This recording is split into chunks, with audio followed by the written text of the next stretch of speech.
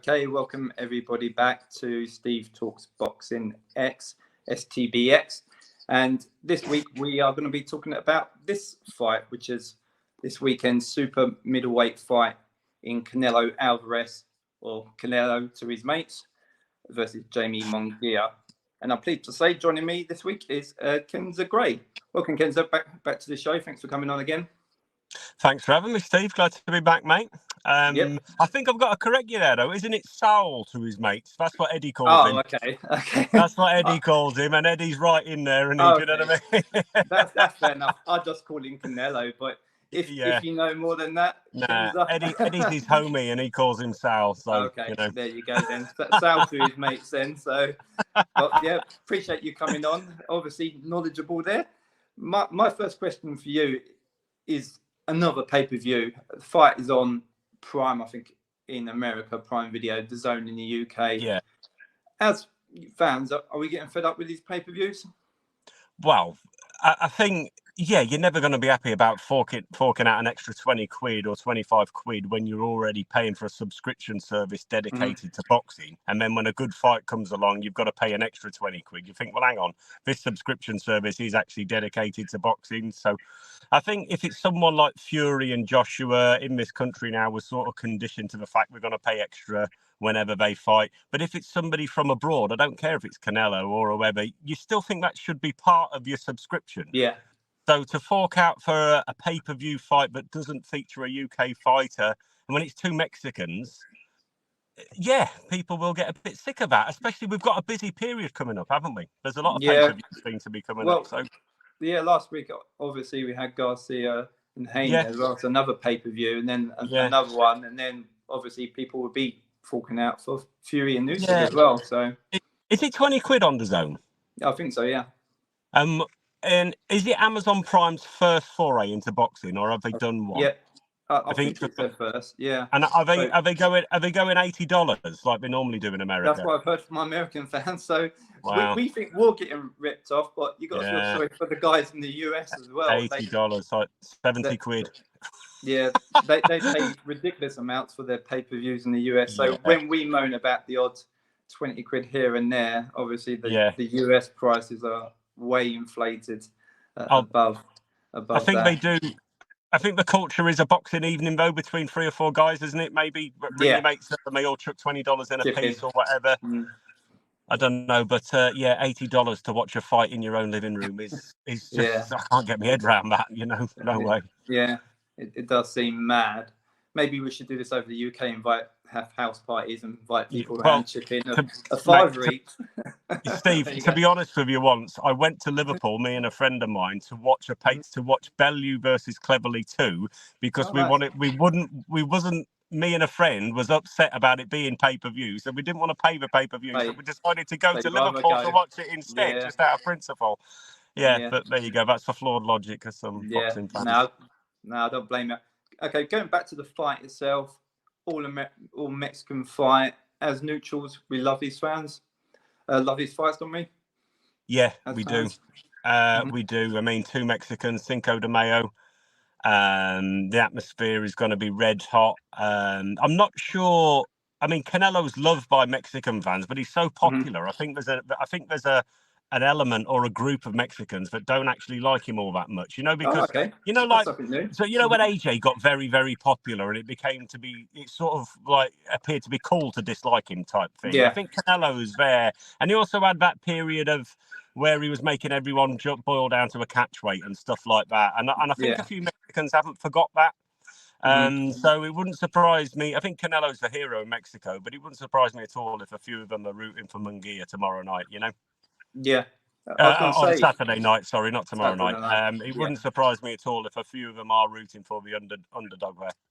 Yeah, I was going to say, prior to the interview, I know yourself, Kenzie, you're a big Munguia fan. So will you be cheering on Munguia over Canelo then, will you?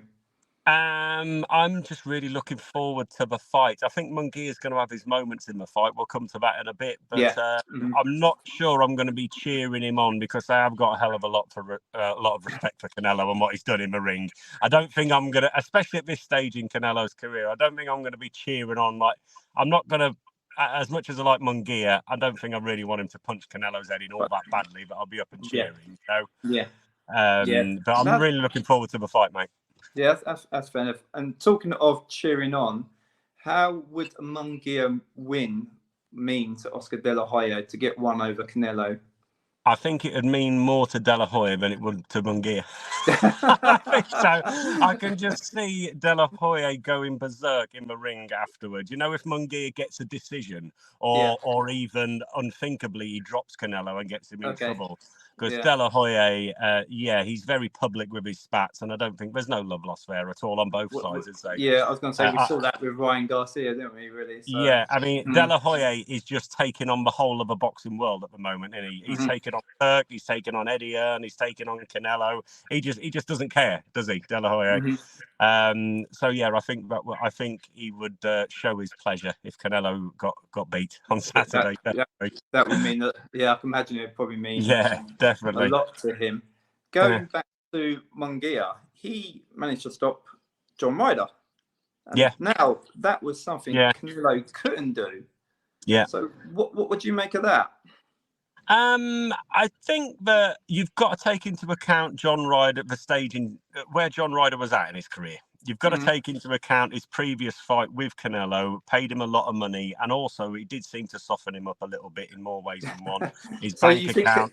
Canelo done Munguia a favour in softening John Ryder up for that? I think the fight itself was incredibly hard, and it did. I think Ryder left a piece of himself in the ring that night, and also he had 7 figures in his bank account afterwards. So so I do think Ryder was a different fighter with Munguia than he was in with Canelo. I just do. But I watched the fight this afternoon, actually, Ryder and Munguia, and Ryder just couldn't get to grips with him. He was too quick for him, Munguia. Too quick, too long. The straight right was catching him all night long. And I think Ryder did say afterwards that he seems to think that Munguia hits harder than Canelo, which was surprising. I mean, but Munguia definitely hurt Ryder more than Canelo did. Canelo bust his nose open, but Munguia went to town on him. Yeah. So that was interesting to hear Ryder. The actual performance I don't take too much from, but to hear Ryder say that Munguia hits harder. Yeah. And to hear that from Ryder as well, obviously, like I said, he's fought both opponents, and to hear Munguia hits harder, that's interesting. Yeah. But Munguia is just so much bigger, though, isn't he, than Canelo? Yeah, it is. But so that was interesting. You don't hear many people. I mean, say that one opponent hits harder than Canelo when they fought them both. Because Canelo is a heavy-handed boy. And I'll take John Ryder as he's a nice guy. He's a reasonable guy. What he said, you take it as the truth, wouldn't you? There's no reason to lie, would there? Yeah, I don't think Ryder would try to save face in any way, shape, or form. He says it how it is. Yeah, I think he's very straight, isn't he, John Ryder? So that was interesting to hear, definitely. Yeah, that's definitely interesting. That could be obviously a factor. And talking of factors, obviously Canelo is 33 now. Munguia, 27. Is age going to be a factor in this fight, do you think? I think it will. Yeah, I think it will. I mean, I think 2 or 3 years ago, I'd be backing Canelo. I'd be backing Canelo to knock Munguia out if this happened. If this fight happened 2 or 3 years ago. Canelo is just coming out of his peak now, isn't he? Munguia, it appears, is just entering his peak. Yeah. So I think that is going to be a factor. Yeah, I think that will even things up a little bit. Yeah. Yeah. Well, you think timing-wise, perhaps? I think timing-wise, I think the timing is aligned in such a way that it will be a very exciting fight. But there will be a gulf in ability. Canelo is better than Munguia, but because of the age difference, I think that'll level it up a little bit. Yeah, sure. And it'd be interesting how they look on the scales, I'm guessing, as well. So come weigh-in day as well. So yeah, I'd expect both men to be comfortable. Munguia's moving up, and he looked so strong in his last fight. And Canelo's comfortable at 12 stone, and I'd expect both men to be comfortable, really. Sure.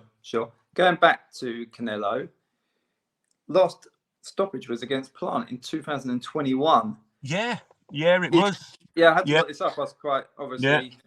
Yeah. Is this Canelo slowing down or just? Yeah, mate. He doesn't knock that many people out these days, does he? No. Yeah. I think it's been 3 or 4 fights now since he's knocked somebody out. Yeah. The volume isn't there anymore, is it?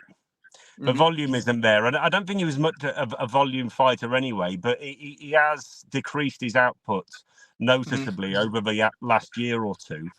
So age is creeping up there, isn't it? You know, they say the punch is the last thing to go, but I think it's his output than anything. You know, bearing in mind he's still operating at the highest level, and it's difficult to get a knockout there. You just don't think it was the sort of the caliber of opponents Canelo's fault. That's why he's not stopping or knocking these guys out then. I don't really see the difference in caliber of opponent between someone like Billy Joe, Callum Smith, Caleb Plant, and then the guys who he hasn't knocked out recently, like a Pastic Golovkin, a Charlo who didn't try. A Charlo who didn't try. Who else has he fought? Do you know what I mean? I'm not really sure the caliber of opponent has really dropped. I mean, Bivol as well. I suppose Bivol is head and shoulders above everyone he's fought recently. Yeah. But I do think he's slowing down. I do think he's slowing down. And I think he knows how to do 12 rounds in his sleep. I think he's very clever during rounds. He doesn't necessarily take rounds off. He takes half a round off, but still manages to win the round. And I just think he knows how to do 12 rounds and win a fight in his sleep now. But he does seem to have lost that sort of killer edge.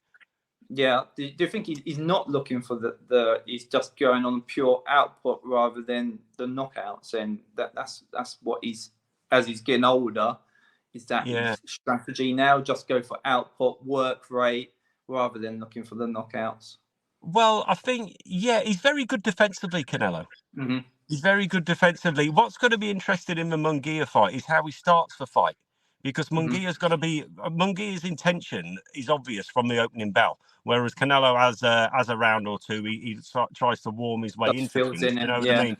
But I think he's got to get to grips with Munguia quite early here. You know, if he just tries to do his normal thing of warm his way into the fight and have a little look for any weaknesses, and then sort of take over in the middle part of a fight and then win a decision and try and do it comfortable on his own terms, that could go against him because Munguia's just got to keep coming and coming and coming from the first bell to the last.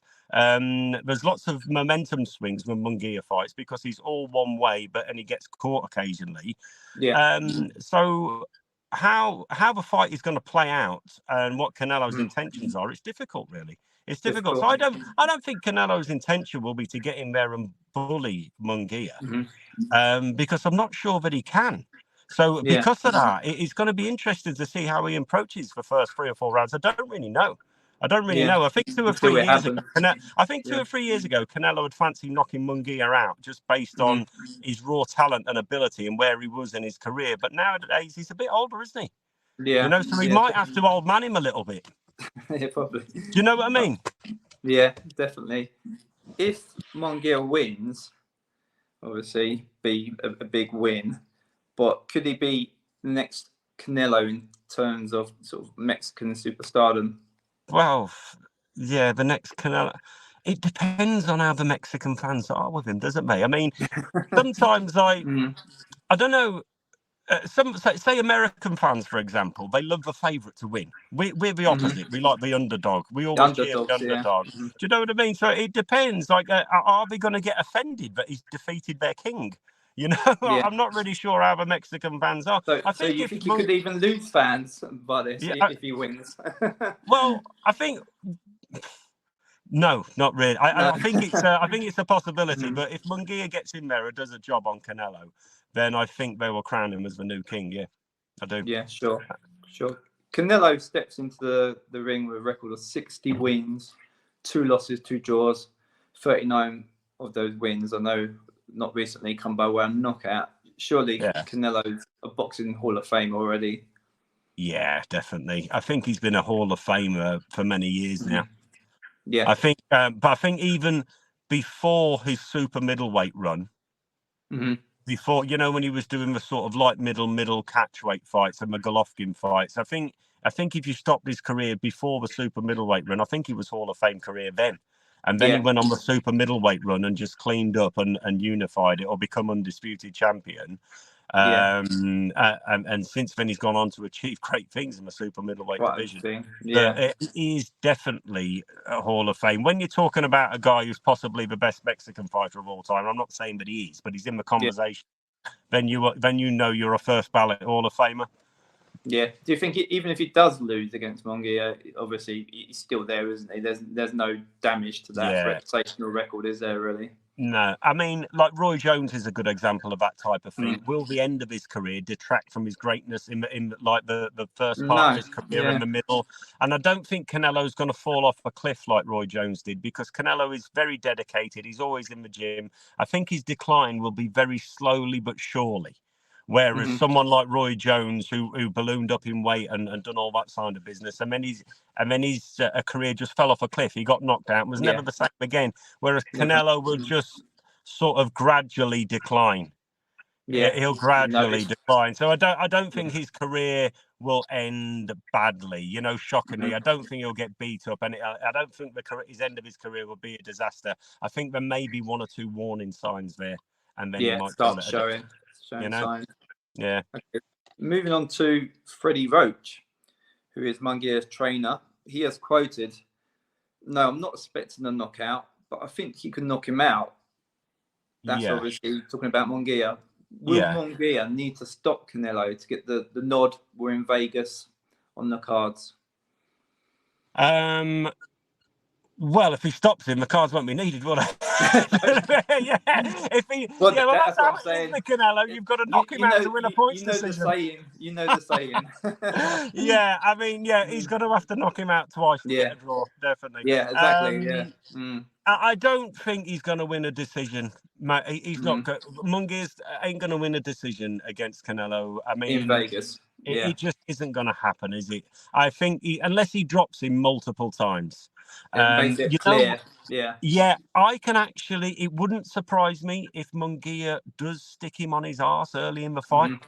It wouldn't surprise me at all if there's a knockdown. You know, if there's a couple of knockdowns either way, it wouldn't surprise me, because I'm expecting both men to get their hands on one another. So it wouldn't surprise me if there's drama in this fight. Yeah, sure. In patches. I mean, there's going to be patches where Canelo takes him to school, but it wouldn't surprise me at all if Munguia seriously has Canelo in trouble at different times. Sure. You know, just briefly here and there. But no, he does need to knock him out, doesn't he? Really, or at least drop him multiple times, because it's not impossible to get a decision against Canelo. Yeah, in Vegas as well. Yeah, in Vegas, ridiculous. Yeah. Vegas, Texas, Mexico. Anyway, to be honest with you, to get the decision. Bookmakers has made Canelo a big favourite. I looked this up today. He's 1-6 to win. Really? 1-6 to win. Munguia's 4-1 to win, just to wins. These are wins. Have they got that? Have they got that wrong? I think that's a slightly lopsided for me. I think Munguia is a very live underdog. I mean, I don't know about odds, but I'd say this is sort of in percentage. I'd say this is like a 60-40 type fight with a clear favourite, but a live underdog as well. Yeah. You know, it's not a mismatch at all. So those odds are a bit lopsided for me. Yeah. But the bookies, the bookies are just taking into account the Canelo factor there, aren't they? You know, I mean, as in that if it goes the distance, then Munguia hasn't got a chance, basically. Doesn't stand a chance, Okay. Finally, I know obviously we spoke a lot about the fight. What's your prediction for the fight, Kenzer? Prediction is Canelo on points. It is the ultimate safe bet there, isn't it? Canelo on points. It's the easy way out, Kenzer. It is. I'll go as far. I think it wouldn't surprise me if Munguia. There'll be rounds in the fight where Canelo absolutely takes him to school, but I think Munguia will get him in trouble once. I think he'll really have his moments. It wouldn't surprise me if there's a knockdown or two either way. But I think I think ultimately Canelo wins the decision. And if it's a very hard fight, if it's really hard and he really struggles, we ain't going to get the Benavidez fight. You know, he'll just take that as a warning sign that maybe this is as far as I can go.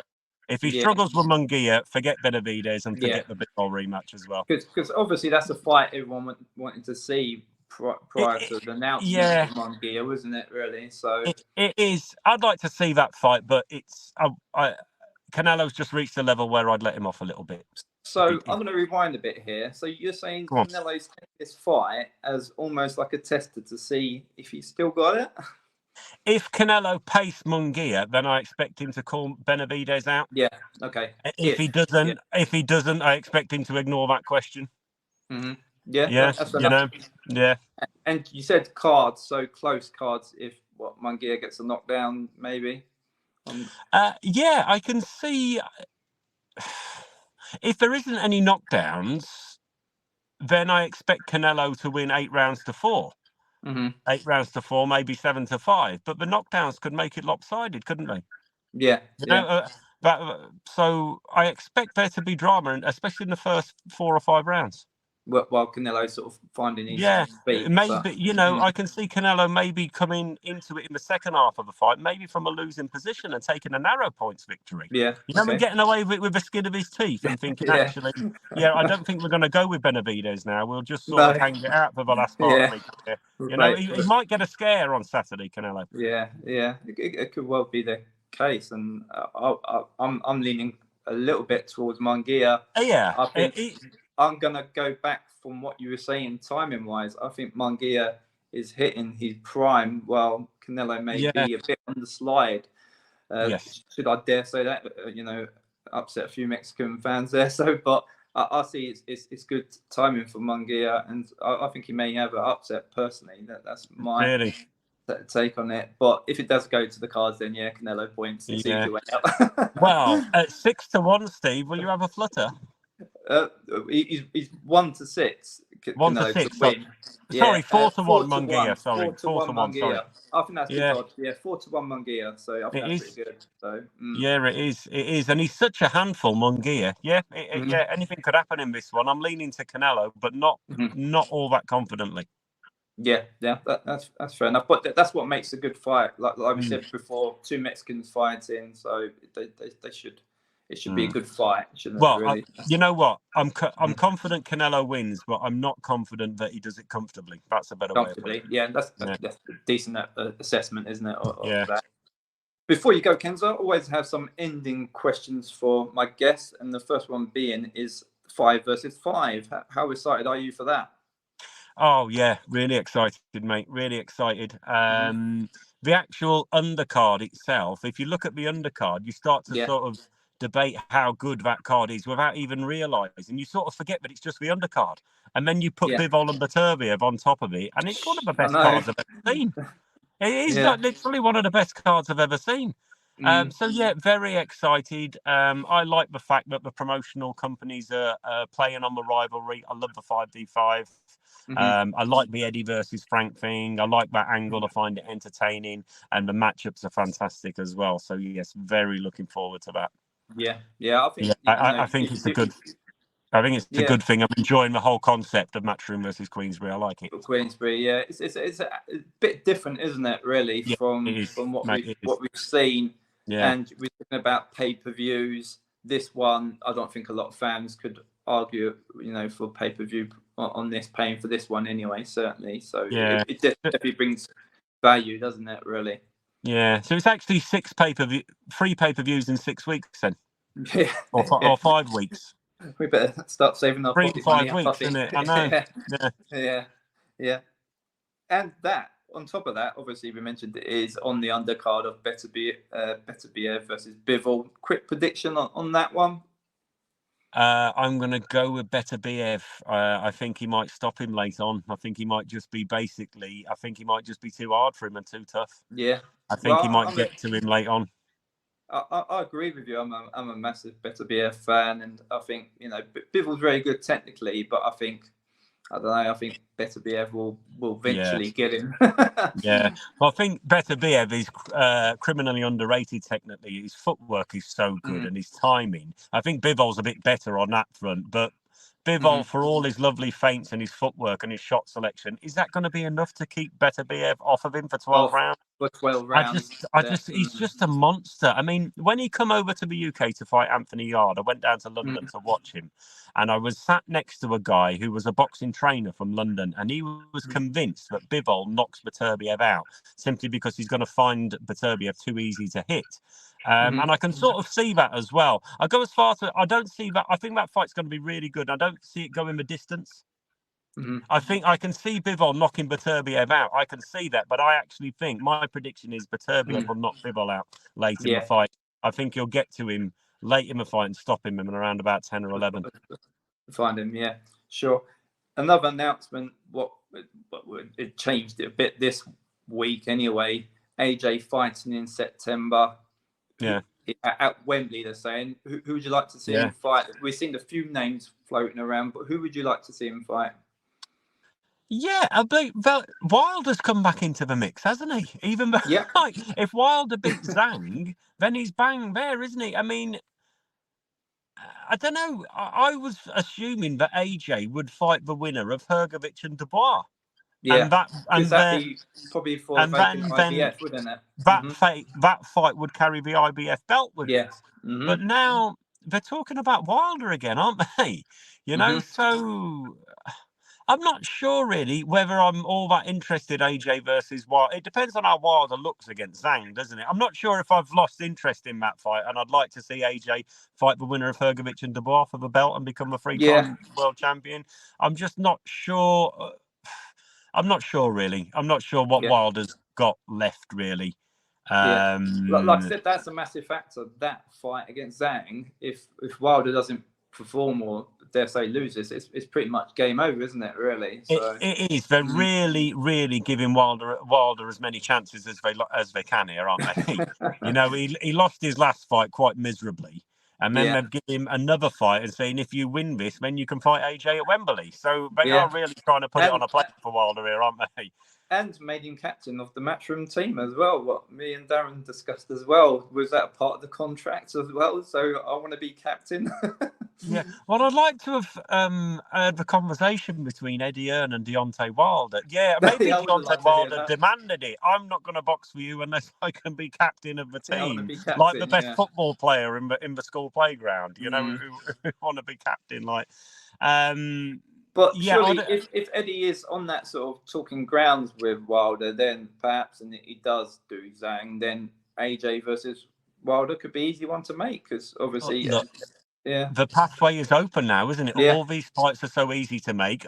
The enemies are now friends. Money is not an issue, and all the top level guys, especially around the heavyweight division, are all easy to deal with and are all accessible, and everything's fine. So in a way, I do hope Wilder knocks out Zhang, and maybe AJ and Wilder could come back into play, you know. But at the moment, I've just sort of forgotten about that fight, and I'd like to see AJ fight for the IBF belt versus the winner of Hrgovic or Dubois. Maybe just make Wilder wait a little bit. Yeah, maybe wait a little bit, because if you look at his last 6 fights, I think he's lost 3 of them. Yeah. You know, so maybe just make him fight Parker again or whatever. Do you know what I mean? Just make him wait a little bit. Yeah, I'm sure AJ would be chasing that title rather than a Wilder fight anyway, I should imagine. So he want to be champion again, wouldn't he? Well, if AJ gets that belt, the IBF belt, then he's really primed to fight the winner of Fury and Usyk too. Usyk, exactly. And then it's still a bloody unification, providing they don't another unification. It'd be like buses. We don't have a unification for ages, and then it'd be 2 unifications within a year. That's providing another mandatory doesn't come in, and then they let go of one of the belts or whatever. But it's got to the stage now. I mean, if Fury and Usyk are fighting in May, I'm not all that bothered if none of the belts are on the line. Honestly, I'm not. It gets some fights are so much bigger than the belts, and this is one of them. Yeah, they're much more worth than the belts. Everybody knows who the 2 best are, so it doesn't matter. Yeah, exactly. Yeah, that's what we want. That's what same with Bivol and Beterbiev. Yeah, exactly. That's what we want to see as fans, don't we? The best fighting the best anyway. So definitely. But brilliant. That's about it for this week's show. Thanks, Kenzer, for coming on. Appreciate your time and listening to your thoughts. Thank you for having me. So brilliant having you on the show again. Everyone, please support the channel the best you can. Like, subscriptions, and comments as well. And enjoy the fight on Saturday, Kenzer. Will do, mate. And you? Take care. Cheers, mate. See you later. Steve Talks.